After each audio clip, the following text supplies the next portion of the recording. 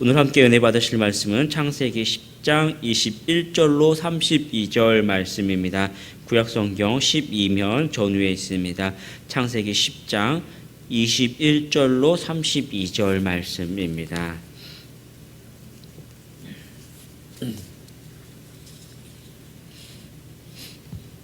창세기 10장 21절로 32절 말씀, 구약성경 12면 전후에 있습니다. 함께 천천히 합독하도록 하겠습니다. 셈은 에벨 온 자손의 조상이요 야벳의 형이라. 그에게도 자녀가 출생하였으니 셈의 이름은 엘람과 아수르와 아르박삭과 룻과 아람이요. 아람의 아들은 우스와 훌과 게델과 마스며, 아르박삭은 셀랏을 낳고 셀랏은 에벨을 낳았으며, 에벨은 두 아들을 낳고 하나의 이름은 벨렉이라 하였으니 그때 세상이 나뉘었으며, 벨렉의 아우의 이름은 욕단이며, 욕단은 알모롯과 셀렙과 하살마액과 예라와 하도람과 우살과 디글라와 오발과 아비마엘과 스바와 오빌과 하일라와 요밥을 낳았으니 이들은 다 욕단의 아들이며, 그들이 거주하는 곳은 메사에서부터 수발로 가는 길의 동쪽 산에였더라. 이들의 셈의 자손이니 그 족속과 언어와 지방과 나라대로였더라. 이들은 그 백성들의 족보에 따르면 노아 자손의 족속들이요 홍수 후에 이들에게서 그 땅의 백성들이 나뉘었더라. 아멘. 노아의 후손들이라는 제목으로 은혜를 나누도록 하겠습니다. 우리 함께 봤던 본문은 21절에서 32절까지인데 창세기 10장 전체를 같이 살펴보도록 하겠습니다. 이 본문은 이제 노아의 홍수 후에 노아의 세 아들 셈과 함과 야벳이죠. 이 세 아들들을 통한 이 세 아들들의 자손들을 소개를 하고 있습니다.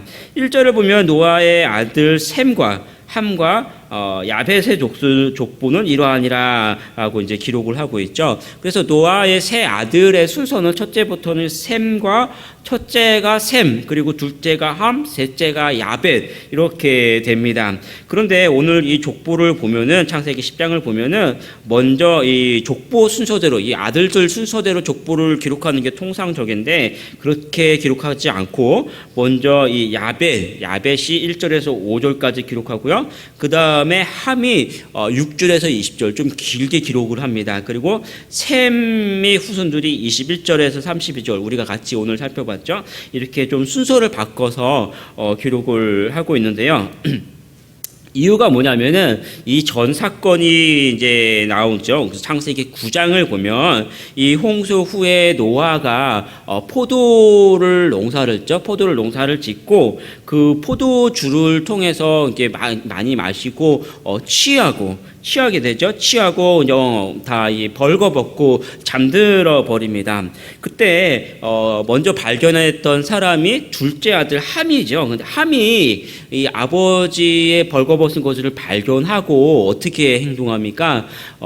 그 사실을 형제들에게 이제 알려주게 되죠. 그것을 보면 성경을 살펴보면 어떤 아버지를 비웃었다라고 우리가 이제 은연중에 생각하는데 조금 더 이제 구체적으로 중요한 건 뭐냐면 비웃은 것이 중요한 것이 아니라 그 사실을 형제들에게 알렸다라는 사실이 중요해요. 뭐냐면은 아버지의 수치를 드러냈다라는 얘기죠. 그렇기 때문에 반면에 이제 형들이죠. 셈은 그 사실을 보지 않고 뒷걸음쳐서 자신의 옷으로 아버지를 어떻게인가 가려주지요. 이 함이 아버지의 수치를 드러낸 데에 비하면 셈은 그 수치를 가려졌다라는 사실입니다. 그렇기 때문에 함과 그의 후손들이 아버지께 저주를 받고 셈과 그 후손들은 아버지께 축복을 받게 돼요. 근데 그 사실이 이제 이 축복과 저주의 사실이 그 후손들에게 어떻게 나타나느냐, 이 족보 안에서 우리가 이제 오늘 같이 살펴보게 되는 거예요. 그래서 이 야벳을 먼저 기록을 하는데, 이 가만히 보면은 이 야벳의 후손들은 많지는 않아요. 많지는 않고 특징도 많지는 않은데, 다만 이 야벳과 셈이 축복을 받을 때 같이 야벳도 축복을 받았죠. 그래서 이 후손들도 멀리까지 번성했다. 이제 그런 이야기들을 이제 간단하게 1에서 5절에서 기록을 하고 있고, 이 함은 굉장히 많은 기록을 하고 있는데, 특별히 결국 이렇게 살펴보면 결국 많지만 함은 어떻게 나타나냐면은 셈의 후손들을 대적하는 모습으로 계속 이 기록을 하고 있습니다. 왜냐하면은 아버지의 수치를 드러내버리는 그런 역할을 했기 때문에 저주를 받았고, 그 후손들도 결국은 이 셈의 후손들을 대적하는 모습으로 이제 나타나게 됩니다. 또 셈의 후손 같은 경우는 아버지의 이 축복을 받아서 그 영향이 결국은 이제 번성하지만 그 안에서 셈의 후손 안에서 누가 나타납니까? 마지막에 믿음의 조상 아브라함이 이 계통에서 나오고, 또 아브라함을 통해서 다윗과 예수 그리스도까지 나오죠. 그 예수 그리스도, 다윗과 예수 그리스도께서 우리에게 가르쳐준 게 뭡니까? 우리의 수치를 가려주는 그 모습으로 이 셈의 후손에서 이 족보가 계속 이어지게 되는 것이죠. 먼저 이제 1에서 5절, 특별히 2절을 보면은 야벳의 후손을 다시 기록을 하는데요. 이 야벳은 보면은 2절을 보면 야벳의 아들은 고멜과 마곡과 마대와 야완과 두발과 메섹과 디라스요. 잘 모르는 이름들이죠. 특별히 2절에 있는 이 마대는 우리가 어떻게 기억을 하냐면 메대라고 여러분이 잘 기억을 하고 있을 거예요. 정확하게 보면 이 북이스라엘의 후손에서 북이스라엘이 아수리에 멸망을 하죠. 북이스라엘의 역사 속에 아수리에 멸망을 하는데, 나중에 이 아수르로 끌려갔다 어디로 가냐면 이 메대 지방으로 끌려가잖아요, 이스라엘이. 근데 이 메대가 시간이 또 흘렀을 때 이 바벨론과 메대가 연합을 해서 이 아수르를 침공하는 그런 역할을 하게 됩니다. 멀리까지 가지만 결국은 그 멀리에서 나중에 다시 이스라엘을 침공하는 그런 꼴이 되게 되죠. 또 야완이라는 사람은 이제 에스겔서 27장을 보면은 어떻게 나중에 보면은 이제 우리가 어떻게 기억을 하냐면, 이 야완은 결국 이제 헬라 사람들을 이야기하게 되는 거고요. 3절에 있는 아스그나스는 이 바벨론을 공격하기 위해 동맹을 맺은 니밧이라는 곳을 의미하고요. 이 4절에 있는 달리스, 조금 들어본 듯하죠? 혹시 아시겠습니까? 우리가 알고 있는 다시스를 이야기합니다. 다시스.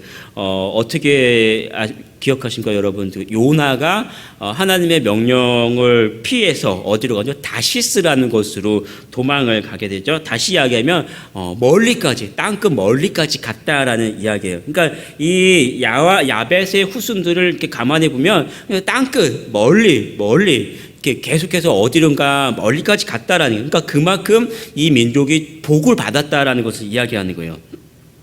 결국 이제 5절을 보면 뭐라고 기록을 하면, 같이 볼게요. 5절. 이들로부터 여러 나라 백성으로 나뉘어서 각기 언어와 종족과 나라대로 바닷가의 땅에 머물렀더라. 땅끝까지 멀리까지 갔다라고 이제 기록을 하죠. 결국은 핵심적으로 바닷가의 땅에 머물렀다. 그러니까 이 당시에는 세상의 끝을 어디로 봅니까? 바닷가가 세상의 끝이잖아요, 당시에는. 그러니까 이 세상 끝까지 이 야벳의 후손들이 번성했다라는 것을 우리에게 다시 한번 보여줍니다. 다시 보면은 이 야벳의 후손은 어떤 뚜렷한 특징을 가지고 있다기보다도 그 셈과 함께 이렇게 땅 끝까지 번성하는 축복을 받았고, 동시에 가만히 살펴보면은 이 이스라엘의 역사 속에서 은연중에 이스라엘 백성들을 돕는 그런 민족들로 번성하게 됩니다. 또 두 번째, 이제 함의 후손들이 6절에서 20절까지 굉장히 많은 분량을 차지를 하는데, 특별히 6절을 보면은 함의, 같이 볼게요. 6절. 함의 아들은 구스와 미스라임과 북과 가나안이녀라고 이렇게 네 명의 후손들과 그 후손들로 이제 족보를 차지하게 되죠. 그 중에서도 본문은 네 명 중에서도 구스와 가나안에게 이제 중점을 두는데, 구스는 오늘날로 보면은 에티오피아 지역을 이야기합니다. 성경에서 보면은 모세가 이 시뿌라라는 원래 자기 아내가 있었죠. 시뿌라라는 자기 아내가 있었는데, 이 시뿌라 외에 구스 여인을 취하게 되죠. 구스 여인을 취해서 그 형 아론과 또 그 미리암에게 이제 책망받는 그런 사건을 우리가 이제 기억을 하고 있습니다. 근데 8절을 보면은 구스의 아들이 니무롯이라고 기록을 하죠. 그리고 세상의 첫 용사다, 또 용감한 사냥꾼이다라고 이제 비교적 그 리무롯에 대해서 좀 상세하게 기록을 하는데, 이 리무롯이 어떤 말이냐면은 우리가 반역할 것이다라고 좀 좋지 않은 뉘앙스를 갖고 있죠. 이 14절을 보면은 어떻게 기록하냐면은 이 이 리무롯의 후손 가술루임에게서 누가 나옵니까? 블레셋이 나왔다라고 기록하죠. 우리가 성경을 성경을 볼 때는 이 블레셋은 어떻습니까? 항상 그 이스라엘 옆에 땅에 있다가 뭐 틈만 나면 쫓아와서 괴롭혔던 그런 사람들이 블레셋이죠. 계속해서 이스라엘을 괴롭히는 그런 족속으로 성장하게 되는 거예요. 그리고 결정적으로 창세기 11장을 보면은 다음 장이죠. 이 시날 평지에 이 바벨을 쌓고 거기서 하나님은 이제 세상으로 이제 흩어지면서 세상을 정복하라고 말씀하셨는데, 이 사람들이 바벨을 쌓고 거기에서 우리의 자신들의 이름을 드러냈다라고 하나님을 대적하는 그런 민족이 바로 이 느므롯에게서 나오게 됩니다. 그리고 이제 가나안의 후손들인데 15절 이하를 보면은 어떻게 기록하냐면은 누구의 누구의 아들이 아니라 이제 이 가나안의 후손들에는 민족들이 계속 나와요. 민족들. 16절 17절을 이제 같이 한번 읽어볼게요. 16절 17절. 또 여부스 족속과 아무리 족속과 기르가스 족속과 휘 족속과 알가 족속과 신 족속과라고 기록하죠. 그러니까 이 15절부터 해서 쭉 나오는 이 족속, 특별히 16절, 17절에 있는 이 족속들이 우리가 흔히 말하는 가나안 7족속을 이야기하는 가나안 7족속. 이 누구냐면은 다윗이 점령하기까지 당시에는 이제 여부스죠. 이스라엘을 이야기합니다.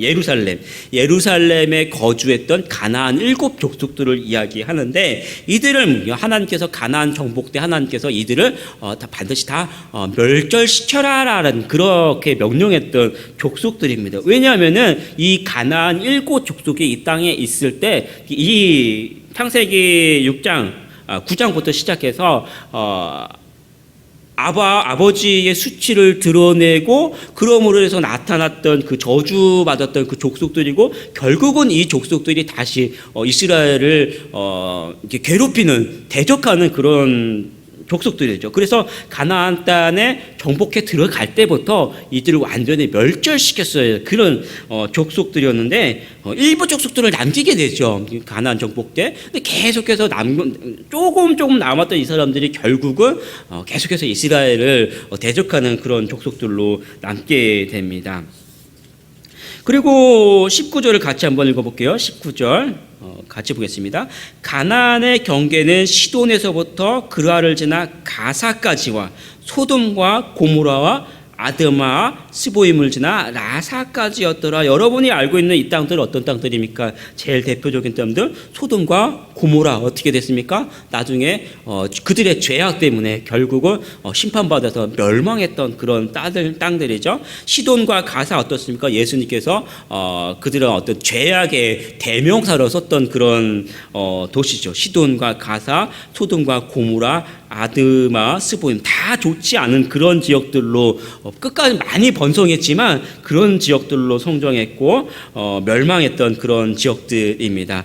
다시 이야기하면 함의 자손들은 이 하나님을 멀리하는 민족들, 우리 눈에는 끝까지 많이 번성하는 것 같지만 성경을 크게 보면은 결국은 하나님을 대적하게 되고 또 또 멸망하고 심판받고 그런 족속들이고요. 다시 보면은 하나님께서는 하나님의 백성들에게 주목하고 계신다라는 사실을 이 족보 안에서 우리에게 보여주고 있습니다. 또 이제 우리가 같이 오늘 살펴봤던 21절에서 31절 셈의 후손들을 우리에게 보여주죠. 22절 말씀을 같이 보겠습니다. 22절. 셈의 아들은 엘람과 아수르와 아르박삭과 룻과 아람이요. 여기서 우리가 기억하는 말은 특별히 이제 아르박삭과 아람이라는 이 두 명에게 이제 특별히 집중을 하는데, 그 중에서도 이제 오늘 아르박삿이라는 이 후손에게 집중을 합니다. 이들이 이 후에 이제 아라랏산 동쪽에 있는 우리가 알고 있는 이제 메소포타라죠. 메소포타 이 평야 지역으로 이주를 해서 그쪽에서 이제 자리를 잡고 농사하고 목축으로 발전을 시킵니다. 그러면서 농업하고 이제 상업을 발전을 시켰던 것이 이 역사 속에서 뭐라고 표현하면 메소포타 문명이다라고 이제 우리가 기억을 하는 것이죠. 근데 중요한 건 뭐냐면은 이 셈의 후손, 이 아르박삿의 후손에서 누가 나옵니까? 제가 아까 말씀드렸지만 바로 이제 여기서 믿음의 조상 아브라함이 이제 나오게 되는 거예요. 이 메소포타미아 그 문명 이 후손에서 믿음의 조상 아브라함이 이제 나오게 되는 것이죠. 노아가 그 하체를 드러냈을 때 셈이 아버지의 그 수치를 가려주고 축복을 받죠. 수치를 가려주는 그 수치를 가려주고 축복을 받아요. 근데 그 축복이 이제 그 아브라함을 믿음의 조상으로 세우죠. 그 수치를 가려줬기 때문에 그 안에서 믿음의 조상이 나옵니다. 또 그 후손에서 모든 인류의 수치, 우리들의 수치, 우리의 죄악을 가려주는 예수 그리스도가 이 족보를 통해서 나오게 되는 거예요. 창세기 10장은 심판 후에 새로운 족보를 우리에게 이제 보여주죠. 굉장히 길죠. 제가 짤막짤막하게 여러분들 이제 기억하기 좋도록 정리를 많이 한 건데, 여기에서 우리가 두 가지 사실을 볼 수 있는 거예요. 다시 보면 첫째는 우리는 다시 살펴보면 우리는 수치를 드러내는 자인가 아니면 수치를 가려주는 자인가 여러분 한번 생각해 보기 바랍니다. 성도는 예수 그리스도를 통해 이 죄사함의 그 은혜를 받은 사람들이죠. 우리는 수치를 가려주는 사람이 되어야 돼요. 그래서 이 셈이 받았던 그 축복대로 여러분들도 역시 은혜 받은 그 하나님의 백성이 되고, 또 내가 세상에 나가서 많은 사람들의 그 수치를 가려주고 은혜를 베풀어주고 은혜를 베풀어주는 그런 이런 복을 전해주는 우리 성도들이 되길 축복합니다. 또 두 번째는 뭐냐면 참된 복이 어디 있느냐? 참된 복은 하나님께 있다라는 사실입니다. 이 함의 후손들이죠. 이들은 하나님 없이 사는 사람들이 번성한 것처럼 6절에서 20절까지 굉장히 많은 사람들이 번성했지만 결국은 하나님의 백성들을 대적하는 모습으로 계속해서 등장하고, 또 하나님의 백성은 보이지 않지만 끊임없이 하나님의 손으로 지켜주시고 주님의 뜻을 이루심을 우리가 살펴볼 수 있습니다. 이 하루도 세상 번영을 부러워하는 것이 아니라 믿음으로 살아가고 또 은혜로 살아가는 우리 성도들이 되기를 축복합니다. 기도하겠습니다. 아버지 하나님, 이 노아의 후손들을 통해서 우리에게 보여주었던 이 하나님의 말씀을 다시 한번 기억합니다.